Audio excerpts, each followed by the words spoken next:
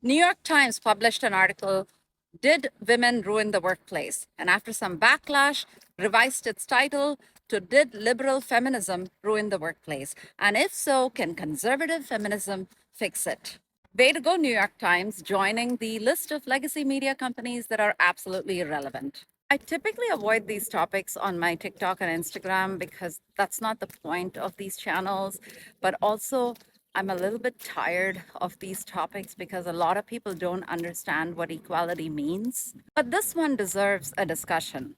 Given that it pertains to the workplace, I wrote about this on LinkedIn last night before I went to bed. And I woke up to see that some people have taken issue with it, talking about how workplace should be all about equality and output and performance, and it shouldn't really be about gender.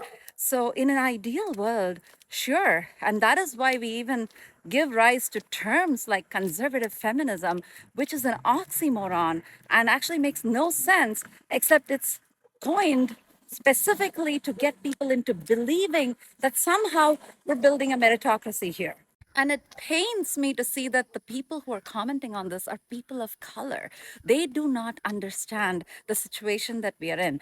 White men fail up happens every single day. There is no meritocracy here. A lot of people don't understand what affirmative action really is and what it attains because it's a difficult concept. It is so easy to walk around and say everything, of course, should be merit based. It should be about competence. It should not be about any individual traits. Of course, sounds really good on paper.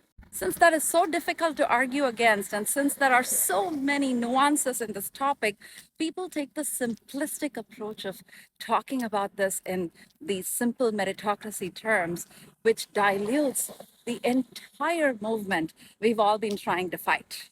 To the privileged, equality feels like oppression. So they fight it at all cost, and they are the ones who come up with these simplistic terminologies such as meritocracy and things like that to make it feel like we are the ones who are asking for more.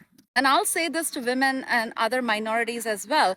Equality, on the flip side, is not our turn at privilege. If we treat it as such, then the world will simply keep going in circles.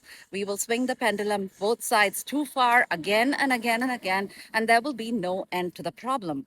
Back to New York Times. Congratulations, you've really become irrelevant.